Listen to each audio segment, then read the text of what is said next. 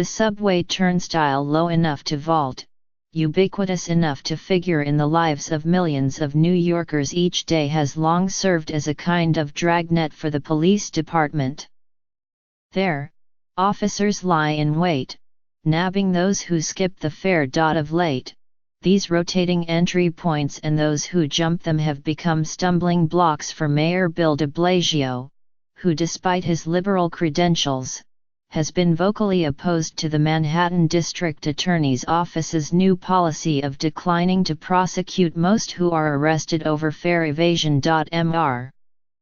De Blasio, a champion of improving the lot of poor New Yorkers, has adamantly defended the police practice of using evasion of the $2.75 fare as a means for officers to check the names and warrants of those they stop, most of whom are black or Hispanic. He has been unpersuaded by critics on the left who believe the approach pioneered in the 1990s by William J. Bratton, Mr. de Blasio's first police commissioner, is a form of biased and overly aggressive policing akin to stop and frisk. And he does not think most are motivated by poverty. A lot of people who commit fare evasion and the police encounter have a lot of money on them, Mr. de Blasio said during a news conference at police headquarters on Tuesday. I think I have a lot of validity on the question of income inequality and how we fight it, but you never heard me say, open up the gates of the subway for free. That's chaos. Before the mayor spoke, police officials highlighted a rise in crime on subways in Manhattan, specifically a jump in robberies. There have been 19 so far this year, up from 9 in the same period a year ago. Some police leaders say that the dramatic decreases in crime have directly resulted from decades of attention to the turnstiles, one of the first widespread examples of the broken windows philosophy adopted by Mr. Bratton. The New York miracle, if you will, began with fare evasion. Fare evasion enforcement on the subway 25 years ago, Mr. Bratton said in February 2014, when he was newly appointed by Mr. de Blasio as commissioner.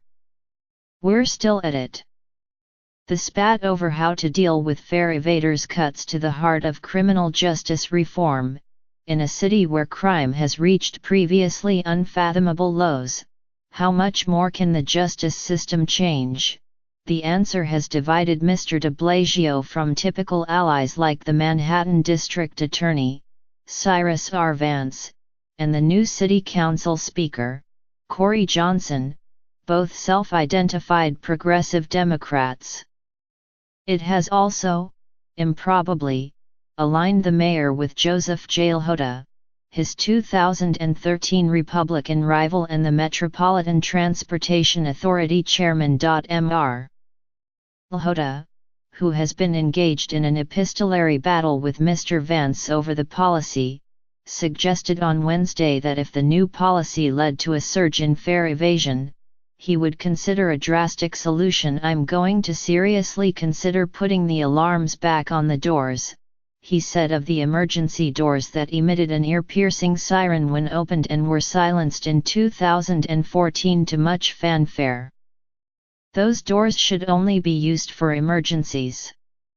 On Monday, Mr. LOLA urged Mr. Vance in a letter to reconsider the policy, citing a recent arrest of a man from Virginia whom officers confronted over failing to pay his fare and then discovered that he was wanted for attempted murder in his home state. In the name of the millions who both depend upon and pay for MTA services every day, I strongly urge you to reverse this unilateral policy, Mr. LOLA wrote. Hours later, Mr. Vance wrote back with a point-by-point description of his approach, which began last week and only applies to those arrested in the subways and not on the city's buses. Our policy does not alter, in practice or in effect, the N.Y.P.D's enforcement of fare evasion, he wrote. In fact, this policy allows NYPD officers to conduct more enforcement of subway crimes, Mr. Vance added, because officers are encouraged to hand out summonses and return to the beat, rather than spending time in court. And he said that the man from Virginia cited by Mr. LOLA had been properly apprehended, and there is no reason why this type of policing will decline under the new Manhattan policy. Mr. Vance found support from one of Mr. de Blasio's appointees to the Transit Board, David R. Jones, who attacked what he called fear-mongering by Mr. LOLA in a letter of his own on Tuesday that compared the chairman to President Trump. Mr. LOLA called the comparison grossly insulting. "I would be just as strong in opposition to the mayor's position on this," Mr. Jones, who is also the head of the anti-poverty nonprofit Community Service Society, said. He added that he disagreed fundamentally with Mr. de Blasio's assertion that poverty did not play a role in fare evasion. "All the data we have shows that is not true," he said, citing his group's study of arrests in Brooklyn last year. "If they really want to test this out, they should try it out on the 2nd Avenue subway. This is not a crime of rich kids just joyriding." While Mr. Jones favored reduced fares for poor New Yorkers, and tickets rather than arrests for lawbreakers, others went further. The policy should be either reduced fare or free fare.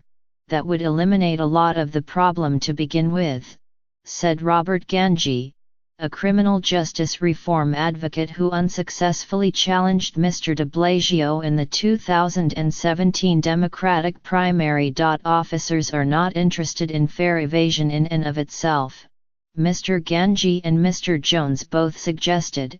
"If they were, they would situate themselves to visibly discourage people from hopping the turnstiles or, more commonly, sneaking through an open emergency entrance door rather than secreting themselves to observe the crime and then make an arrest." None of the 4 other district attorneys' offices have emulated Manhattan's approach, though the Bronx and Brooklyn have been reviewing their policies. "The penalty right now is disproportionate to the crime," said Mr. Johnson, the council speaker, who applauded Mr. Vance's policy.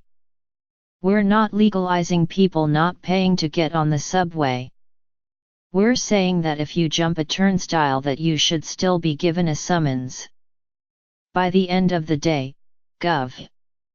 Andrew M. Cuomo weighed in with a statement urging all parties to find balance but declining to take a side.